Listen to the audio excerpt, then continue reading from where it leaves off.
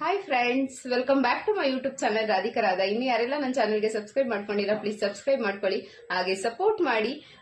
Video full ನೋಡಿ. ಮತ್ತೆ ನಾನಿವತ್ತು ತೋರಿಸ್ತಾ ಇರೋದು ನನ್ನ ಡೇ ವ್ಲಾಗ್ಸ್ ಮಾಡೋದು ವಾರಕ್ಕೆ 2 ಸಲ. ಅದನ್ನ ಅಪ್ಲೋಡ್ ಮಾಡೋದು ನೆಕ್ಸ್ಟ್ ವಾರ ಆಗುತ್ತೆ ಎಡಿಟ್ ಮಾಡಿ. ಸೊ ನೀವೆಲ್ಲರೂ ಅದನ್ನ ನೋಡಿ ಸಪೋರ್ಟ್ ಮಾಡ್ತಿರೋದಕ್ಕೆ ತುಂಬಾ ಥ್ಯಾಂಕ್ಸ್. ಹಾಗೆ ನಾನು ಸಂಕ್ರಾಂತಿ ಹಬ್ಬದ ವ್ಲಾಗ್ಸು, ಸಂಕ್ರಾಂತಿ ಹಬ್ಬ ಹೇಗಿತ್ತು ನಮ್ಮನೇಲಿ ಅನ್ನೋದನ್ನೇ ಇದ್ರಲ್ಲಿ ತೋರಿಸ್ತಾ ಇದ್ದೀನಿ.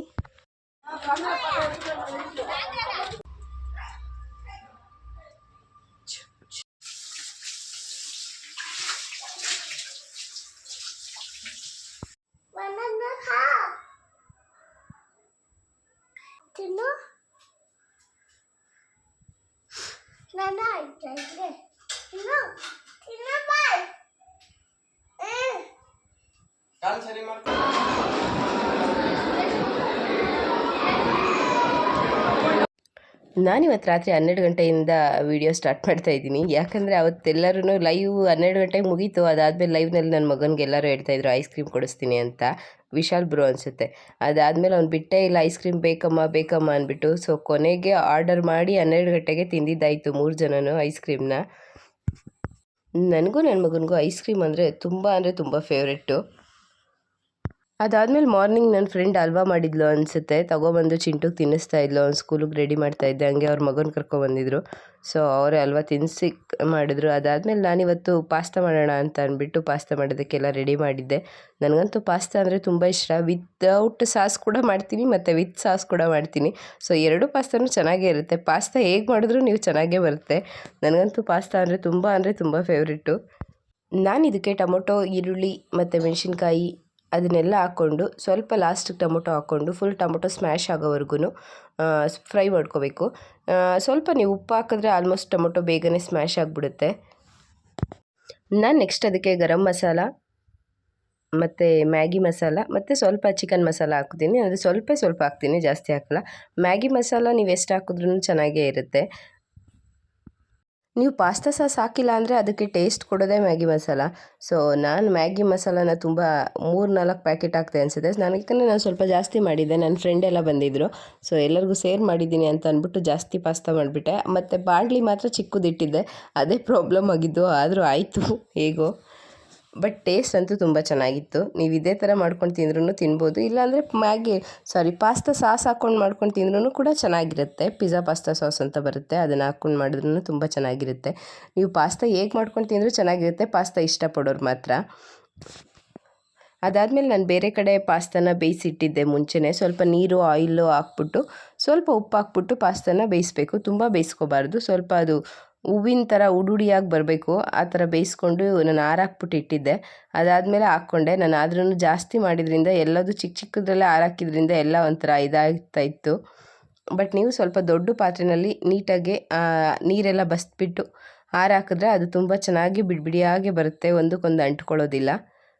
ಲಾಸ್ಟ್ನಲ್ಲಿ ಕೊರಿಯಂಡರ್ ಹಾಕ್ಬಿಟ್ಟು ತಿಂದರೆ ಆಯಿತು, ಅಷ್ಟೇ ಪಾಸ್ತಾ. ಬಟ್ ನೀಟಾಗಿ ಅದನ್ನು ಮಿಕ್ಸ್ ಮಾಡ್ಕೋಬೇಕಷ್ಟೆ. ನಾನು ಸ್ವಲ್ಪ ಚಿಕ್ಕ ಬಾಣಲಿ ಹಾಕಿದ್ರಿಂದ ನನಗೆ ಸ್ವಲ್ಪ ಮಿಕ್ಸ್ ಮಾಡೋದಕ್ಕೆ ಕಷ್ಟ ಆಯಿತು. ಬಟ್ ತುಂಬ ಟೇಸ್ಟಿಯಾಗಿರುತ್ತೆ ಪಾಸ್ತಾ ಅಂತೂ. ನನಗಂತೂ ಫೇವ್ರೆಟ್ಟು ಪಾಸ್ತಾ. ಸೊ ನಾನು ಮ್ಯಾಗಿ ತಿನ್ನೋದು ತುಂಬ ಕಮ್ಮಿ, ಬಟ್ ಪಾಸ್ತಾ ಸ್ವಲ್ಪ ಜಾಸ್ತಿ. ಅದಾದಮೇಲೆ ನಾನು ನನ್ನ ಹಸ್ಬೆಂಡು ಸರಿ ದೇವಸ್ಥಾನಕ್ಕೆ ಏನಾದರೂ ಹೋಗ್ಬಿಟ್ಟು ಬರೋಣ, ಮನೇಲೇ ಇದ್ದೀವಲ್ವಾ ಅಂತ ಅಂದ್ಕೊಂಡು ರಾತ್ರಿ, ಆ್ಯಕ್ಚುಲಿ ಇದನ್ನು ಪ್ಲ್ಯಾನ್ ಮಾಡಿದ್ದು ಮಧ್ಯಾಹ್ನ ಎಲ್ಲರೂ ಸ್ನಾನ ಮಾಡ್ಕೊಂಡು ಮಲ್ಕೊಂಡ್ಬಿಟ್ವಿ. ಮತ್ತೆ ಅದಾದಮೇಲೆ ರಾತ್ರಿ ಆಗಿದೆ, ಅಟ್ಲೀಸ್ಟ್ ಇವಾಗಾದರೂ ಹೋಗ್ಬಿಟ್ಟು ಬರೋಣ ಬಾ ಅಂತ ಅಂದ್ಕೊಂಡು ನಾವು ಬಂಡಿಕಾಳಮ್ಮ ದೇವಸ್ಥಾನಕ್ಕೆ ಹೋದ್ವಿ. ಈ ದೇವಸ್ಥಾನಕ್ಕಂತೂ ನಾನು ತುಂಬ ಅನ್ಕೋತಾ ಇದ್ದೆ, 1-2-3 ಮಂತ್ಸಿಂದ ಅನ್ಕೋತಾ ಇದ್ದೆ ಹೋಗ್ಬೇಕಂತ. ಬಟ್ ಹೋಗೋಕ್ಕೆ ಆಗ್ತಾ ಇರಲಿಲ್ಲ, ಏನಕ್ಕಂತ ಗೊತ್ತಿಲ್ಲ. ಕೆಲವೊಂದು ಸಲ ನಾವು ಹೋಗ್ಬೇಕು ಅಂದ್ಕೊಂಡ್ರೂ ದೇವ್ರು ನಮ್ಮನ್ನು ಕರ್ಸ್ಕೊಳ್ಳಲ್ಲ. ದೇವ್ರಿಗೆ ಯಾವಾಗ ನಮ್ಮನ್ನು ಕರ್ಸ್ಕೋಬೇಕು ಅಂತ ಅನಿಸುತ್ತೋ ಆವಾಗ ಮಾತ್ರ ನಾವು ಯಾವುದೇ ದೇವಸ್ಥಾನಕ್ಕಾದರೂ ಹೋಗೋದಕ್ಕೆ ಸಾಧ್ಯ. ನನಗಂತೂ ಇದು ತುಂಬ ಎಕ್ಸ್ಪೀರಿಯೆನ್ಸ್ ಆಗಿದೆ. ನಿಮಗೂ ಹೀಗೆ ಆಗಿದೆಯಾ? ಫೈನಲಿ ದೇವಸ್ಥಾನಕ್ಕೆ ಬಂದ್ವಿ ನಾವು. ತುಂಬ ರಾತ್ರಿ ಆಗಿತ್ತು, ಆಲ್ಮೋಸ್ಟ್ 7:30 ಆಗಿತ್ತು ಅನಿಸುತ್ತೆ ನಾವು ಈ ದೇವಸ್ಥಾನಕ್ಕೆ ಬಂದಾಗ. ಸೊ ಹೋಗಲೇಬೇಕು ಅಂತ ಅಂದ್ಕೊಂಡು ಬಂದೆ. ತುಂಬ ಹೋಗೋಕ್ಕಾಗ್ತಾನೆ ಇರಲಿಲ್ಲ. ಹಾಗಾಗಿ ಈ ದೇವಸ್ಥಾನದ ಬಗ್ಗೆ ಹೇಳ್ಬೇಕಂದ್ರೆ ತುಂಬ ಇದೆ. ಮತ್ತು ತುಂಬ ಪವರ್ಫುಲ್ ಕೂಡ ಈ ದೇವಸ್ಥಾನ. ನನ್ನ ಮಗ ಅಂತೂ ಹಸುಗಳನ್ನ ನೋಡಿದ್ರೆ ತುಂಬ ಇಷ್ಟ ಅವನಿಗೆ. ಅಂಬ ಅಂತಿರ್ತಾನೆ. ಸರಿ ಅದನ್ನು ಟಚ್ ಮಾಡಿಕೊಂಡು ಒಳಗಡೆ ಹೋಗಿದೆ. ಇದೇ ಎಂಟ್ರೆನ್ಸ್ ಬಂದುಬಿಟ್ಟು. ಆಲ್ಮೋಸ್ಟ್ ಎಲ್ಲರಿಗೂ ಗೊತ್ತಿರುತ್ತೆ, ಬೆಂಗಳೂರು ಸೈಡಲ್ಲಿರೋರು ಎಲ್ಲರೂ ಬಂದಿರ್ತೀರ ಅನ್ಕೋತೀನಿ. ಮತ್ತು ನಾವು ಹೋದಾಗ ಸ್ವಲ್ಪ ಕೂಡ ರಶ್ ಇರಲಿಲ್ಲ, ಎಲ್ಲ ಫ್ರೀಯಾಗಿತ್ತು. ದರ್ಶನ ಕೂಡ ಅಷ್ಟೇ, ನೀವು 3 ಸಲ ದರ್ಶನ ಮಾಡಿದ್ರೂ ಕೂಡ ಫ್ರೀಯಾಗೇ ಇತ್ತು. ಸೊ ನಾವು ಆರಾಮಾಗಿ ದರ್ಶನ ಆಯಿತು. ನಾನು ಅಂದ್ಕೊಂಡೆ ಲೇಟಾಗಿ ಹೋದರೂ ಪರವಾಗಿಲ್ಲ, ಸೊ ನೆಮ್ಮದಿಯಾಗಿ ದರ್ಶನ ಸಿಗ್ತಲ್ಲ, ಮತ್ತು ಕ್ಯೂನಲ್ಲಿ ನಿಂತ್ಕೊಳ್ಳೋದು ಆ ಥರ ಏನೂ ಆಗಿಲ್ವಲ್ಲ ಅಂತ ಅಂದ್ಕೊಂಡು. ಏನಂದರೆ ದೇವಸ್ಥಾನ ಒಳಗಡೆ ವೀಡಿಯೋಸ್ ಎಲ್ಲ ಅಲೋ ಇಲ್ಲ, ಹಾಗಾಗಿ ನಾನು ದೇವ್ರನ್ನ ಏನು ತೋರ್ಸೋಕ್ಕಾಗಿಲ್ಲ ನನ್ನ ಕೈಲಿ. ಸೊ ಹಾಗಾಗಿ ಬೇಡ ಅಂತ ಅಂದ್ಕೊಂಡೆ. ಅವರು ಆಲ್ರೆಡಿ ಬೋರ್ಡ್ ಹಾಕಿದ್ದಾರೆ, ಮತ್ತು ನನಗೂ ಅಷ್ಟೇ ಬೇಡ ಅಂತ ಅನ್ನಿಸ್ತು ದೇವಸ್ಥಾನದೊಳಗಡೆ. ಮತ್ತು ಪೂಜಾರಿ ಕೂಡ ನೋಡ್ತಾಯಿದ್ರು, ಏನಕ್ಕೆ ಬೇಕಪ್ಪ ಅವ್ರು ಯಾರಾದರೂ ಬೈದ್ಬಿಟ್ರೆ ಅಂತ ಅಂದ್ಕೊಂಡು ನಾನು ದರ್ಶನ ಮಾಡ್ಕೊಂಡು ಆಚೆ ಬಂದ್ವಿ. ಮತ್ತು ಪ್ರಸಾದ ಕೊಡ್ತಾಯಿದ್ರು, ಸರಿ ಅಂತ ಅಂದ್ಕೊಂಡು ಪ್ರಸಾದ ಇಸ್ಕೊಂಡು ಸ್ವಲ್ಪ ಹೊತ್ತು ಕುತ್ಕೊಂಡು ತಿನ್ಕೊಂಡು ಬರೋದ್ರಲ್ಲಿ ಇದೆಯಲ್ಲ ನೆಮ್ಮದಿ, ಅದೊಂಥರ ಪೀಸ್ಫುಲ್ ಅಂತ ಅನಿಸುತ್ತೆ ದೇವಸ್ಥಾನದಲ್ಲಿ ಈ ಥರ ಕುತ್ಕೊಂಡು ಪ್ರಸಾದ ತಿನ್ನೋದು. ನನ್ನ ಮಗ ಕೂಡ ತಿಂತಾ ಇದ್ದ. ನನ್ನ ಮಗನಿಗಂತೂ ಪ್ರಾಣಿಗಳ ಮೇಲೆ ಒಲವು ಜಾಸ್ತಿ. ಆ ನಾಯಿ ಅಂತೂ ಅವನು ಹೋಗೋವರೆಗೂ ಹೋಗೋದಕ್ಕೆ ಬಿಟ್ಟಿಲ್ಲ. ಅಮ್ಮ ಪಪ್ಪಿ ಬೇಕು ಅಂತ ಅದನ್ನು ಹಿಂದೆನೇ ಕರ್ಕೊಂಡು ಹೋಗ್ತಾ ಇದ್ದ. ಆ ನಾಯಿ ಕೂಡ ನನ್ನ ಮಗನ ಹಿಂದೆನೇ ಬರ್ತಾಯಿತ್ತು. ಊಟ ಎಲ್ಲ ಹಾಕ್ತಾವನೆ, ತಿನ್ನು ಅಂತ ತಿಂದಿಲ್ಲ. ಆಲ್ಮೋಸ್ಟ್ ಎಲ್ಲ ಮಕ್ಳಿಗೂ ಪ್ರಾಣಿ ಅಂದರೆ ಇಷ್ಟ ಅನಿಸುತ್ತೆ. ಸೊ ನೋಡಿ, ಇನ್ನೊಂದು ಸ್ಪೆಷಾಲಿಟಿ ಅಂತಂದರೆ, ದೇವರು ಕ್ಲೋಸ್ ಆಗಿದ್ರು, ಅಂದರೆ ದೇವಸ್ಥಾನ ಕ್ಲೋಸ್ ಆಗಿದ್ರು ಕೂಡ ಒಂದು ಕಿಂಡಿ ಇರುತ್ತೆ, ಆ ಕಿಂಡಿನಲ್ಲಿ ದೇವ್ರನ್ನ ನೋಡ್ಬೋದು. ಮತ್ತು ಇನ್ನು ಇದೇನು ಅಂತಂದರೆ, ನೀವು ಕಾಸು ಅಂಟಿಸೋದು. ಇದು ಗಣೇಶನ ಮುಖ ಇದೆ, ಒಂದು ದೊಡ್ಡ ಬಂಡೆ ಇದೆ ಇಲ್ಲಿ. ಇದನ್ನೇನಾದರೂ ನೀವು ಅಂದ್ಕೊಂಡು ಏನಾದರೂ ಬೇಡಿಕೆಗಳನ್ನ ಇಟ್ಕೊಂಡು ಕಾಸನ್ನ ಇದ್ರ ಮೇಲೆ ಅಂಟಿಸಿದ್ರೆ ಅದು ಕಾಸು ಹಾಗೆ ಕೂರುತ್ತೆ. ಅದೇ ಇದು ಸ್ಪೆಷಾಲಿಟಿ. ಅದು ಕೂರಿಲ್ಲ ಅಂತಂದರೆ ನೀವು ಅಂದ್ಕೊಂಡಿದ್ದಾಗಲ್ಲ, ಕೂರಿದ್ರೆ ಆಗುತ್ತೆ ಅಂತ ಅರ್ಥ ಬರುತ್ತಂತೆ. ಮತ್ತು ಇಲ್ಲಿ ನಿಂಬೆಹಣ್ಣು ಚುಚ್ಚೋದು. ಆ್ಯಕ್ಚುಲಿ ನಾವು ಚುಚ್ಚಿದೆ, ಅದನ್ನು ವೀಡಿಯೋ ಯಾರೂ ಮಾಡಲಿಲ್ಲ. ನಾನು ಹೇಳ್ದಂಗೆ ನಾನು ಮಾತ್ರ ವೀಡಿಯೋ ಮಾಡಬೇಕು ನನ್ನ ಯೂಟ್ಯೂಬ್ಗೆ, ಅದಕ್ಕೆ ನನಗೆ ಸ್ವಲ್ಪ ಕಷ್ಟ ಆಗೋದು. ಸೊ ಇಲ್ಲಿ ನಿಂಬೆಹಣ್ಣು ಚುಚ್ಚೋ ಜಾಗ, ನೀವೇನಾದರೂ ಅಂದ್ಕೊಂಡು ಅಥವಾ ನಿಮ್ಗೇನಾದರೂ ದೃಷ್ಟಿ ಆಗಿದ್ರೆ ನಿಂಬೆಹಣ್ಣು ಚುಚ್ಚಿದ್ರೆ ಸರಿ ಹೋಗುತ್ತೆ ಅಲ್ಲಿ. ನನಗಂತೂ ಅದ್ರ ಬಗ್ಗೆ ತುಂಬ ನಂಬಿಕೆ ಕೂಡ ಇದೆ. ಸರಿ ಅಂದ್ಬಿಟ್ಟು ಅದಾದಮೇಲೆ ಮಾರ್ಕೆಟ್ಗೆ ಹೋಗ್ಬಿಟ್ಟು ಹೋಗೋಣ, ಹಂಗೆ ಇಲ್ಲಿವರೆಗೂ ಬಂದಿದ್ದೀವಿ ಅಂತ ಅಂದ್ಕೊಂಡು ನಾನು ಕೂಡ ಇವತ್ತು ಮಾರ್ಕೆಟ್ಗೆ ಹೋಗಿದ್ದೆ. ಸೊ ನನ್ನ ಹಸ್ಬೆಂಡು ನಾನೇನು ಹೇಳ್ತೀನೋ ಅದಕ್ಕೆ ವಿರುದ್ಧವಾಗಿ ತಂದಿರ್ತಾರೆ ಯಾವಾಗ್ಲೂ. ಸೊ ಈ ಸಲ ಮಾರ್ಕೆಟ್ ಹೇಗಿರುತ್ತೆ ನೋಡಿಕೊಂಡು ಹಾಗೆ ನಾನು ಬರ್ತೀನಿ ಅಂದ್ಕೊಂಡು ಹೋದೆ. ಅವ್ರು ಹೇಳಿದ್ರು, ಬೇಡ ನಿನ್ನ ಚಿಂಟುನ ಮನೆಗೆ ಬಿಟ್ಬಿಟ್ಟು ಹೋಗ್ತೀನಿ ಅಂತ. ಇಲ್ಲ ಬಾ, ನಾನು ಬರ್ತೀನಿ ಮಾರ್ಕೆಟ್ಗೆ ಅಂತ ಅಂದ್ಕೊಂಡು ಹೋದ್ವಿ. ಆ್ಯಕ್ಚುಲಿ ಏನಿತ್ತಂದರೆ ಅವತ್ತು ನೆಕ್ಸ್ಟ್ ಡೇ ಸಂಕ್ರಾಂತಿ ಹಬ್ಬ ಇತ್ತು ಅನಿಸುತ್ತೆ. ಸೊ ಸಂಕ್ರಾಂತಿ ಹಬ್ಬಕ್ಕೂ ಕೂಡ ಪರ್ಚೇಸ್ ಮಾಡ್ದಂಗೆ ಆಗುತ್ತೆ ಅಂತ ಅಂದ್ಬಿಟ್ಟು ನಾನು ಹೋದೆ. ಅಲ್ಲಿ ಕಡಲೆಕಾಯಿ, ಗೆಣಸು, ಆಲ್ಮೋಸ್ಟ್ ಎಲ್ಲದೂ ಇತ್ತು. ನನಗಂತೂ ಮಾವಿನಕಾಯಿ ನೋಡಿದ್ರೆ ಎಲ್ಲೆಲ್ಲೂ ಬಾಯಿ ನೀರು ಬರ್ತಾ ಇರುತ್ತೆ. ಆಮೇಲೆ ಅಲ್ಲಿಂದನೇ ಸ್ವಲ್ಪ ಗೆಣಸು, ಕಡಲೆಕಾಯಿ ಮತ್ತು ಇನ್ನು ಸ್ವಲ್ಪ ತರಕಾರಿ ಎಲ್ಲದನ್ನು ಹಬ್ಬಕ್ಕೆ ತೊಗೊಂಡ್ವಿ. ಮತ್ತು ಕಬ್ಬು ಅದೆಲ್ಲ 10 ರೂಪಾಯಿ ಪೀಸ್ ಇಲ್ಲಿ ಒಂದೇ ಕಡೆ ಹಾಕಿದ್ವಿ. ಇನ್ನು ಮಿಕ್ಕಿದೆಲ್ಲ ಆಲ್ಮೋಸ್ಟ್ 100 ರುಪೀಸ್ ಏನೋ ಇತ್ತು ಜೊಲ್ಲೆ. ಮತ್ತು ಕಡಲೆಕಾಯಿ, ಕಬ್ಬು ಎಲ್ಲದನ್ನು ಇಲ್ಲೊಂಚೂರು ಓಕೆ ಅನ್ನೋ ಥರ ಇತ್ತು ರೇಟು. ಮತ್ತು ಪ್ರಾಡಕ್ಟ್ ಕೂಡ ಚೆನ್ನಾಗಿತ್ತು, ಕಡಲೆಕಾಯಿ ಕೂಡ ಚೆನ್ನಾಗಿತ್ತು. ಹಾಗಾಗಿ ಸರಿ ಅಂದ್ಕೊಂಡು ಇಲ್ಲೇ ತೊಗೊಂಡ್ವಿ. ಮತ್ತು ಸ್ವಲ್ಪ ತರಕಾರಿ ತೊಗೊಂಡ್ವಿ. ಆಲ್ಮೋಸ್ಟ್ ನಾನು ಹೋಗೋಷ್ಟರಲ್ಲಿ 8:30 ಆಗಿತ್ತು ಅಂತ ಅನ್ಕೋತೀನಿ. ಇಲ್ಲ, 8:30 ವಾಪಸ್ ಬರ್ತಾಯಿದ್ವಿ. 8 ಆಗಿತ್ತು. ಹಾಫ್ ಆನ್ ಅವರ್ ಏನೋ ಮಾರ್ಕೆಟಲ್ಲಿದ್ವಿ ಅಂತ ಅನ್ಕೋತೀನಿ. ಸೊ ಆ ಟೈಮಲ್ಲಿ ಸ್ವಲ್ಪ ಕಮ್ಮಿ ಇರುತ್ತೆ. ನೀವು ಮಾರ್ಕೆಟ್ಗೆ ಇನ್ನೂ ಬೇಗ ಹೋದರೆ ಇನ್ನೂ ಸ್ವಲ್ಪ ಜಾಸ್ತಿನೇ ಇರುತ್ತೆ ರೇಟು. ಅದಾದಮೇಲೆ ಸರಿ ಅಂತ ಅಂದ್ಬಿಟ್ಟು ತರಕಾರಿ ಎಲ್ಲ ತೊಗೊಂಡ್ವಿ. ಅದಾದಮೇಲೆ ಹೂವಿನ ಮಾರ್ಕೆಟ್ಗೆ ಹೋದ್ವಿ, ಹೂವು ತೊಗೊಂಡು ಬರೋಣ ಒಂದೇ ಸಲ ಅಂತ ಹೇಳ್ಬಿಟ್ಟು. ನನ್ನ ಮಗನಂತೂ ಪಾಪ ಅವರಪ್ಪ ಬ್ಯಾಗು, ನನ್ನ ಮಗ ಎರಡನ್ನೂ ಅವರೇ ಇಟ್ಕೋಬೇಕಾಗಿತ್ತು. ನಾನಂತೂ ಏನು ವೆಯ್ಟ್ ಎತ್ತಾಗಿಲ್ಲ ನಾನು. ಹಾಗಾಗಿ ಪಾಪ ಅವರಪ್ಪ ಅಂತೂ ಅವನ್ನ ತಲೆ ಮೇಲೆ ಕೂರಿಸ್ಕೊಂಡು ಒಂದು ಕಡೆ ಬ್ಯಾಗ್ ಎತ್ಕೊಂಡು ಪಾಪ ಎಷ್ಟೊಂದು ಕಷ್ಟಪಟ್ಕೊಂಡು ಬರ್ತಿದ್ರು. ನಾನು ಹೇಳಿದೆ, ನಿನ್ನ ಗಾಡಿ ಹತ್ರ ಇರೋ ಹೂವು ಒಂದೇ ತೊಗೊಬರ್ಬೇಕಾಗಿರೋದು, ಸ್ವಲ್ಪ ಹಣ್ಣು ತೊಗೊಬರ್ಬೇಕಿತ್ತು, ಸ್ವಲ್ಪ ಹೂವು ತೊಗೊಬರ್ಬೇಕಿತ್ತು, ಅದಷ್ಟು ನಾನು ತೊಗೊಬರ್ತೀನಿ ಅಂತ. ಅವ್ರು ಕೇಳ್ತಾನೆ ಇರಲಿಲ್ಲ, ನಾನು ಬರ್ತೀನಿ ಅಂತೇಳಿ. ಸರಿ ಆಯಿತು ಬಾ ಹಂಗಾದ್ರೆ ಅಂದರೆ ರಾತ್ರಿ ಆಗಿತ್ತಲ್ವ, ನಾನೊಬ್ಳೇ ಅಲ್ಲೆಲ್ಲ ಮಾರ್ಕೆಟ್ ಒಳಗಡೆ ಎಲ್ಲ ಬಿಡಬಾರ್ದು ಅನ್ನೋದು ಅವ್ರಿಗೆ ಭಯ ಇತ್ತು. ಹಾಗಾಗಿ ಜಾಗ ಚೆನ್ನಾಗಿರಲ್ಲ ಏನೋ ಇತ್ತು ಅಂತ ಅಂದ್ಬಿಟ್ಟು ಅವರು ಕೂಡ ನನ್ನ ಜೊತೆ ಹೂವಿನ ಮಾರ್ಕೆಟ್ ಒಳಗಡೆ ಬಂದರು. ಸೊ ನಾನು ಕೂಡ ಹೂವು ತೊಗೊಂಡು ಬಂದ್ವಿ. ಇದಂತೂ ನೋಡಿ, ಎಷ್ಟೊಂದು ಹಾಳಾಗಿರೋ ಹೂವನ್ನ ಕೂಡ ಮಾರಕ್ಕಿಟ್ಟಿದ್ದಾರೆ ಆ ಟೈಮ್ನಲ್ಲಿ. ಅದಾದಮೇಲೆ ಒಂದೇ ಒಂದು ಕಡೆ ಹೂವು ಚೆನ್ನಾಗಿತ್ತು. ನಾನಂತೂ ಮಾರ್ಕೆಟ್ಗೆ ಹೋದರೆ ಎಲ್ಲ ಕಡೆ ಓಡಾಡ್ತಾ ಇರ್ತೀನಿ, ಗಿರೀಶ್ ಬೈತಾನೆ ಇರ್ತಾರೆ, ಅದಕ್ಕೆ ನಾನು ಕರ್ಕೊಬರಲ್ಲ ಅಂತ. ಇದೊಂದೇ ಒಂದು ಕಡೆ ಚೆನ್ನಾಗಿತ್ತು. ಸೊ ಇದೊಂದು ಕಡೆ ತೊಗೊಂಡ್ವಿ. ಎಲ್ಲಿ ಚೆನ್ನಾಗಿರುತ್ತೋ ಅಲ್ಲಿವರೆಗೂ ಸಿಗೋವರೆಗೂ ಬಿಡಲ್ಲ ನಾನು, ಇಡೀ ಮಾರ್ಕೆಟೇ ಓಡಾಡ್ತಾ ಇರ್ತೀನಿ.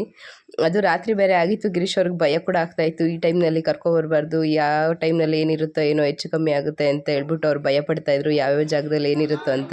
ಅವರಂತೂ ಸೈಡಲ್ಲಿ ಹೋಗಿ ನಿಂತ್ಕೊಂಡ್ಬಿಟ್ಟಿದ್ರು, ನೀನು ಯಾವಾಗ ಬರ್ತೀಯೋ ಬಾರವ ಅಂತ ಅಂದ್ಬಿಟ್ಟು. ನಮ್ಮ ಚಿಂಟು ಅಂತೂ ಫುಲ್ ಖುಷಿ. ಅದಾದಮೇಲೆ ಎಲ್ಲ ತೊಗೊಂಡಾಯಿತು, ಸರಿ ಮನೆಗೆ ಹೋಗೋಣ ಅಂತ ಅಂದ್ಕೊಂಡು ಮನೆ ಕಡೆ ಬಂದ್ವಿ. ಅದಂತೂ ಫುಲ್ ಕತ್ಲೆ ಆಗಿತ್ತು. ಒಂಥರ ಚೆನ್ನಾಗಿರುತ್ತೆ ಈ ರೈಟ್ ಕೂಡ, ರಾತ್ರಿ ಹೊತ್ತು ಔಟ್ಸೈಡ್ ಹೋಗೋದು ಬರೋದು. ಬಟ್ ಮಾರ್ಕೆಟ್ಗೆ ಹೋಗೋದೇನು ನನಗಿಷ್ಟ ಇಲ್ಲ, ಇಷ್ಟನೇ, ಬಟ್ ನಾನು ತುಂಬ ಜಾಸ್ತಿ ಓಡಾಡ್ಬಿಡ್ತೀನಿ, ಅದಕ್ಕೆ ನನಗಿಷ್ಟ ಇಲ್ಲ. ಎಲ್ಲೆಲ್ಲಿ ಏನೇನಿದೆಯೋ ಅಲ್ಲಿವರೆಗೂ ಹುಡ್ಕೋವರೆಗೂ ಬಿಡಲ್ಲ, ಚೆನ್ನಾಗಿರೋ ಸಿಗೋವರೆಗೂ ಬಿಡಲ್ಲ ನಾನು. ಹಾಗಾಗಿ ನಮ್ಮ ಮನೆಯವ್ರಿಗೆ ಇಷ್ಟ ಆಗೋಲ್ಲ, ಅದಕ್ಕೆ ನನ್ನ ಕರ್ಕೊಂಡೇ ಹೋಗೋಲ್ಲ ಅವರು. ನಾನೇ ತೊಗೊಡ್ತೀನಿ, ನೀನು ಮನೇಲಿರು ಅಂತ ಹೇಳ್ತಿರ್ತಾರೆ. ಒಂದು ಕಡೆ ಏನೂ ತೊಗೊಳಲ್ಲ, ಎಲ್ಲದನ್ನು ಸುಮ್ಮನೆ ಓಡಾಡ್ತಾ ಇರ್ತೀಯ ಅಲ್ಬಾ ಇಲ್ಬಾ ಅಂತ ಅಂದ್ಕೊಂಡು ಅಂತ. ಸೊ ಮನೆಗೆ ಹೋಗೋಷ್ಟರಲ್ಲಿ 9 ಆಗಿತ್ತು ಅನಿಸುತ್ತೆ.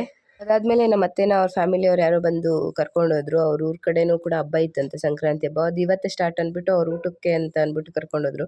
ನಾನು ನನ್ನ ಹಸ್ಬೆಂಡ್ ಏನು ತಿನ್ನೋದು ಅಂದ್ಬಿಟ್ಟು ಸರಿ ಹೋಟ್ಲಲ್ಲಿ ಏನಾದರೂ ತೊಗೊಂಡು ಬರೋಣ ಅಂತ ಅಂದ್ಕೊಂಡು ಹೋದ್ವಿ. ನಾನು ಸರಿ ಅಂದ್ಬಿಟ್ಟು ಹೋಟ್ಲಲ್ಲಿ ಇಬ್ರಿಗೂ ತೊಗೊಂಡು ಬಜ್ಜಿ ತೊಗೊಂಡು ಬಂದ್ವಿ. ಚಿಂಟು ಅಂತೂ ಫುಲ್ ಖುಷಿ. ಔಟ್ಸೈಡ್ ಕರ್ಕೊಂಡೋದ್ರೆ ಅವನಂತೂ ಫುಲ್ ಖುಷಿಯಾಗಿ ಹೋಗ್ಬಿಡ್ತಾನೆ. ನೋಡಿ, ಗಾಡಿ ಮೇಲೆ ಇದ್ರೂ ಕೂಡ ಅವ್ರ ತಲೆ ಮೇಲೆ ಹತ್ತಿ ಕುಂತಿರ್ತಾನೆ. ಅವನಂತೂ ತುಂಬ ಅಂದರೆ ತುಂಬ ನಮ್ಗೆ ಕಾಟ ಕೊಡ್ತಾನೆ. ಮನೆಗೆ ಬಂದು ತಂದಿರೋ ಊಟ ಎಲ್ಲ ತಿಂದು ಅದಾದಮೇಲೆ ನಾಳೆ ಹಬ್ಬ ಇದೆ ಅಂದ್ಬಿಟ್ಟು ಹಾರ ಎಲ್ಲ ಮಾಡಿದೆ ದೇವರಿಗೆ. ನನಗೆ ಈ ಹಾರ ಮಾಡಿ ದೇವ್ರಿಗೆ ಪೂಜೆ ಮಾಡೋದ್ರಲ್ಲಿರೋ ಖುಷಿ ಅಂತೂ ತುಂಬ ತುಂಬ ಖುಷಿ ಆಗ್ತಾ ಇರುತ್ತೆ. ನನಗೆ ಹೂವು ಇಲ್ಲ ಅಂದರೆ ದೇವ್ರಿಗೆ ಪೂಜೆ ಮಾಡೋದಕ್ಕೆ ಮನಸ್ಸು ಬರಲ್ಲ. ಹೂವು ಜಾಸ್ತಿ ಇತ್ತು ಅಂದರೆ ಅವತ್ತು ನೀಟಾಗಿ ಮನೆಯೆಲ್ಲ ಕ್ಲೀನ್ ಮಾಡಿ ದೇವ್ರಿಗೆ ಪೂಜೆ ಮಾಡಬೇಕು. ಮತ್ತು ಇದನ್ನು ಹಾಕ್ತೀವಲ್ವ, ಏನು ಹೇಳ್ತಾರೆ, ಧೂಪ ಹಾಕ್ತೀವಲ್ವ, ಆ ಧೂಪದ ಸ್ಮೆಲ್ಲು, ಆ ಮನೆಯೇ ಒಂಥರ ದೇವಸ್ಥಾನದ ಥರ ಫೀಲ್ ಆಗ್ತಾ ಇರುತ್ತೆ ಅದರಲ್ಲಿ. ಅದಾದಮೇಲೆ ಬೆಳಗ್ಗೆ ಎದ್ದು ಪಾಪ ನನ್ನ ಹಸ್ಬೆಂಡ್ ಕೂಡ ಒಂದೊಂದು ಕೆಲಸ ಮಾಡಿಕೊಟ್ರು. ಅವ್ರ ಕಿಚನ್ ಎಲ್ಲ ಕ್ಲೀನ್ ಮಾಡಿಕೊಟ್ರು. ನಾನು ಆಚೆ ಬಾಗಿಲಿಗೆಲ್ಲ ನೀರು ಹಾಕ್ತೆ. ಅವ್ರು ಮಾತ್ರ ಆ ಕೆಲಸ ಮಾಡಲ್ಲ, ಆಚೆ ಹೋಗ್ಬಿಟ್ಟು ಕೆಲಸ ಮಾಡಲ್ಲ. ಒಳಗಡೆ ಏನು ಕೆಲಸ ಹೇಳಿದ್ರು ಮಾಡಿಕೊಡ್ತಾರೆ. ಆಚೆ ಮಾತ್ರ ಹೋಗ್ಬಿಟ್ಟು ಒಂದು ಬಟ್ಟೆ ಒಣಗಾಕೊಂಡ್ರೂ ಅಯ್ಯಪ್ಪ ಒಣಗಾಕೋದಿಲ್ಲ. ನನಗೆ ರಂಗೋಲಿ ಎಲ್ಲ ಹಾಕೋದಕ್ಕೆ ಅಷ್ಟೊಂದು ಬರೋದಿಲ್ಲ. ಸೊ ನಾನು ಬಾಗ್ಲಿಗೆ ನೀರು ಹಾಕಿ ಮತ್ತು ಬಾಗಿಲೆಲ್ಲ ತೊಳೆಯೋದು ಅಂದರೆ ಹಬ್ಬದ ದಿನ, ಹಬ್ಬಗಳಲ್ಲಿ ಮಾತ್ರ. ಮಿಕ್ಕಿದ ದಿನ ಎಲ್ಲ ನಮ್ಮ ಅತ್ತೆನೇ ಮಾಡ್ತಾರೆ. ಸೊ ಇವತ್ತು ಹಬ್ಬ ಇತ್ತು ಅಂದ್ಬಿಟ್ಟು ನೀಟಾಗೆ ಬಾಗಿಲು ತೊಳೆದು ರಂಗೋಲಿ ಹಾಕ್ತಾಯಿದ್ದೀನಿ. ನನಗೆ ರಂಗೋಲಿಲಿ ಎಳೆ ಕೂಡ ಎಳೆಯೋದಕ್ಕೆ ಬರೋಲ್ಲ. ಸೊ ಈ ಥರ ಇನ್ಸ್ಟ್ರೂಮೆಂಟ್ ಯೂಸ್ ಮಾಡಿಕೊಂಡು ರಂಗೋಲಿ ಹಾಕ್ತೀನಿ. ಅದಾದಮೇಲೆ ನನ್ನ ಮಗ ಎದ್ಬಿಟ್ಟು ಬಂದು ಎಲ್ಲ ಸಾರಿಸ್ಬಿಡ್ತಾನೆ ಮತ್ತೆ ವಾಪಸ್ಸು. ನಾನು ರಂಗೋಲಿ ಹಾಕಿದ್ದೆಲ್ಲ ವೇಸ್ಟ್ ಅಂತ ಅನಿಸ್ಬಿಡುತ್ತೆ. ಅಷ್ಟು ಎಲ್ಲ ಪೂರ್ತಿ ಎಲ್ಲ ಕ್ಲೀನ್ ಮಾಡಿಬಿಡ್ತಾನೆ ಅವನು. ಫೈನಲಿ ರಂಗೋಲಿ ಹಾಕ್ತೀನಿ ನೋಡಿ, ಎಷ್ಟು ಚೆನ್ನಾಗಿ ಬಂದಿದೆ ಅಲ್ಲ. ನನಗೂ ರಂಗೋಲಿ ಹಾಕೋಕ್ಕೆ ಬರುತ್ತೆ ಸ್ವಲ್ಪ ಸ್ವಲ್ಪ. ಅದಾದಮೇಲೆ ಬೆಳಗ್ಗೆ ಎದ್ದು ಕಡಲೆಕಾಯಿ ಮತ್ತು ಗೆಣಸು ಮತ್ತು ಅವರೆಕಾಯಿ ಎಲ್ಲ ಬೇಯಿಸ್ಕೊಳ್ಳೋದಕ್ಕೆಲ್ಲ ರೆಡಿ ಮಾಡಿಕೊಂಡೆ. ಅಷ್ಟರಲ್ಲಿ ಆಚೆ ಕೆಲಸ ಎಲ್ಲ ಮುಗೀತು. ನನ್ನ ಹಸ್ಬೆಂಡು ನನ್ನ ನೆಲ ಎಲ್ಲ ಕ್ಲೀನ್ ಮಾಡಿಕೊಡ್ತೀನಿ ಅಂತ ಪಾಪ ಅವ್ರು ಕ್ಲೀನ್ ಮಾಡಿಕೊಟ್ರು. ಕಿಚನ್ನು ಮತ್ತು ನೆಲ ಎಲ್ಲ ಅವರೇ ಕ್ಲೀನ್ ಮಾಡಿಕೊಟ್ರು. ಸೊ ನಾನು ಬಂದು ಸ್ನಾನ ಮಾಡಿಕೊಂಡು ದೇವ್ರ ಮನೆ ಕ್ಲೀನ್ ಮಾಡ್ಕೊಂಡು ಅಡುಗೆಗೆ ರೆಡಿ ಮಾಡಿಕೊಂಡೆ. ಸೊ ಹಾಗಾಗಿ ಬೇಗ ಆಯಿತು ನಮ್ಮ ಮನೇಲಿ ಎಲ್ಲ ಕೆಲಸನೂ. ಅವ್ರು ಹೆಲ್ಪ್ ಮಾಡಿಲ್ಲ ಅಂತಂದಿದ್ರೆ ನಾನಿವತ್ತು ಸಂಜೆವರೆಗೂ ಇದನ್ನೇ ಮಾಡ್ತಾಯಿದ್ದೆ. ಬಟ್ ಅವ್ರು ಇವಾಗಲೇ ಅಲ್ಲ, ಪ್ರತಿ ಸಲವೂ ನನಗೆ ಹೆಲ್ಪ್ ಮಾಡ್ತಾರೆ. ಅಂದರೆ ಇವಾಗ ಪ್ರೆಗ್ನೆಂಟ್ ಇದ್ದೀನಿ, ಅದಕ್ಕೋಸ್ಕರ ಮನೆಯೆಲ್ಲ ಕ್ಲೀನ್ ಮಾಡ್ಕೊಡ್ಬೇಕು ಆ ಥರ ಇಲ್ಲ. ಅವ್ರು ಯಾವಾಗಲೂ ಅಷ್ಟೇ, ಮುಂಚೆಯಿಂದನೂ ಆಲ್ಮೋಸ್ಟ್ ನಾವು ಮದುವೆ ಆದಾಗಿಂದನೂ ಇಬ್ಬರು ಕೆಲಸನ ಹಂಚ್ಕೊಂಡೇ ಮಾಡೋದು. ಅವರೊಂದು ಮಾಡಿದ್ರೆ ನಾನೊಂದು ಮಾಡಬೇಕು. ಸೊ ಇದು ಇವಾಗಿಂದ ಬಂದಿರೋದಲ್ಲ, ಅವಾಗಿಂದನೂ ಕೂಡ ನಾವು ಇದೇ ಥರ ಇರೋದು. ಆನಂದ ಕಲರವ ನಾಡಿದೆ.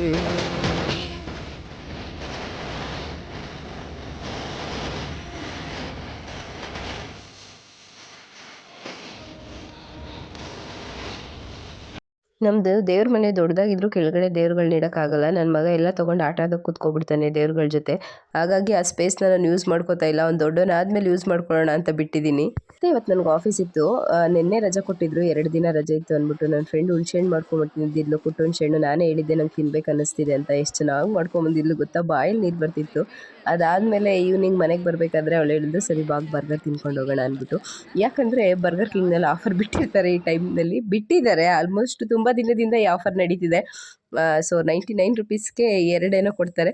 ನಿಮಗೆ ಬೇಕಂದರೆ 99 ರುಪೀಸ್ಗೆ ಒಂದು ಕೋಕು ಬರ್ಗರ್ ಕೂಡ ಕೊಡ್ತಾರೆ. ಅದಾದಮೇಲೆ ನಾನು ಅಲ್ಲಿ ರೋಡ್ನಲ್ಲಿ ಮಾಡ್ತಾಯಿದ್ರು ಈ ಥರ ಶೋದು. ಸೊ ಮನೇಲಿ ಏನಾದರೂ ಸ್ವಲ್ಪ ಡಿಸೈನ್ ಮಾಡೋಣ ಅಂತ ತೊಗೊಬಂದರೆ ನನ್ನ ಮಗ ಪೂಜೆ ಮಾಡ್ತೀನಿ ಅಂತ ಬುದ್ಧಂಗೆ ಇಟ್ಕೊಂಡು ಕುಂತಿದ್ದ. ಪೂಜೆ ಮಾಡಿದ್ದಷ್ಟೇ ಅಲ್ಲ, ಆ ಬುದ್ಧನಿಗಂತೂ ಅಯ್ಯೋ ಅನ್ನಿಸ್ಬಿಟ್ಟ. ನನಗಂತೂ ಇದನ್ನೆಲ್ಲ ಮನೆಗೆ ಯಾಕಾದರೂ ತರ್ತೀನಪ್ಪ ಅನ್ನಿಸ್ಬಿಡ್ತು. ನಾನು ಎಷ್ಟೊಂದು ಮೀಶೋದಲ್ಲಿ ಆರ್ಡರ್ ಮಾಡಿಟ್ಟಿದ್ದೀನಿ ಮನೆಗೆ ಏನಾದರೂ ಡೆಕೋರೇಟ್ ಮಾಡೋಣ ಅಂತ ಹೇಳ್ಬಿಟ್ಟು.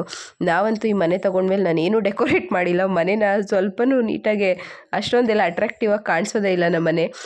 ಎಲ್ಲದೂ ತೊಗೊಂಡು ಮೇಲಿಟ್ಟಿದ್ದೀನಿ. ಎಲ್ಲ ಕೆಳಗಡೆ ಏನಾದರೂ ಸ್ವಲ್ಪ ಡಿಸೈನ್ ಮಾಡಿದ್ರೆ ಅವನು ಅದನ್ನು ಕಿತ್ಕೊಂಡು ಆಟ ಆಡೋದಕ್ಕೆ ತೊಗೋತಾನೆ. ಈ ಬುದ್ಧನ ಕೂಡ ಆಟ ಆಡೋದಕ್ಕೆ ತೊಗೊಂಡಿದ್ದ ಅವನು.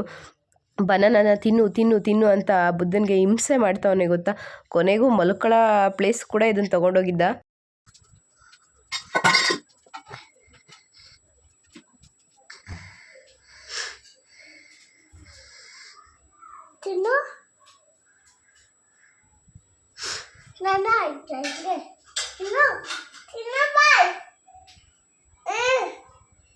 ಕಾಲು ಸರಿ ಮಾಡ್ಕೊ, ಸರಿ ಕುತ್ಕೊಂಡು ನೀನು.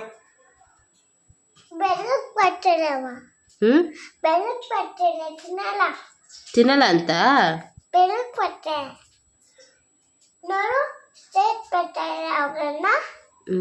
ಹೇಳು, ಜಾತ್ರೆಗೆ ಹೋಗೋಣ ತಿನ್ನು ಮತ್ತೆ ಅಂತ. ಪ್ಲೀಸ್ ಮಾಮಮ್ ತಿನ್ನು ತಾಚಿ ಮಾಡು ಅಂತಾನು.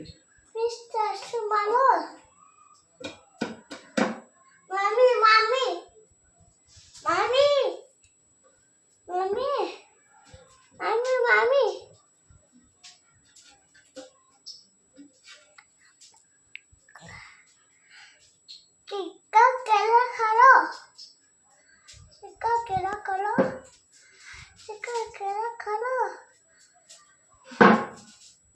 ತಿನ್ನಲ್ಲ ಅಂತ ಬಿಡು ಸಾಕು, ಬೇಡ ಹಿಂಸೆ ಮಾಡಬಾರ್ದು ಅದಕ್ಕೆ. ತಿನ್ನಲ್ಲ ಅಂದರೆ ಬಿಟ್ಬಿಡ್ಬೇಕು. ಈಗ ಪಾನಿ ನೈಕಾಯಿಗೋ ನೀರು ಕುಡಿಯಲ್ಲಪ್ಪ, ಮಾಮಿಗಳು ನೀರು ಕುಡಿತಾರ, ನೀರು ಕುಡಿಯಲ್ಲ ಮಾಮಿ. ಅದನ್ನ ನಾನು ಪಕ್ಕನೆ ಮಲಗಿಸ್ಕೋತೀನಿ ಅಂತ ಮಲ್ಕೊಳ್ಳೋದಕ್ಕೆಲ್ಲ ತಂದು ಕಿಟಕಿಗೆ ಒಂದ್ಸಲ ಮಡಿತು, ಅದು ಕತ್ತೆ ಮುರಿದೋಯ್ತು. ಅದಕ್ಕೆ ಅನ್ಕೊಂಡ್ಬಿಟ್ಟಿದ್ದೀನಿ ಇನ್ನು ಮುಂದೆ ಏನು ತರಬಾರ್ದು ಮನೆಗೆ, ತಂದ್ರೂ ಇವನಿಗೆ ಮಾತ್ರ ತೋರಿಸ್ಬಾರ್ದು ಪೂಜೆ ಮಾಡೋದು. ಅದಕ್ಕೆ ಅದು ಯಾವ ಥರ ಪ್ರೀತಿನೋ ನನಗಂತೂ ಗೊತ್ತಿಲ್ಲ. Thank you so much for watching.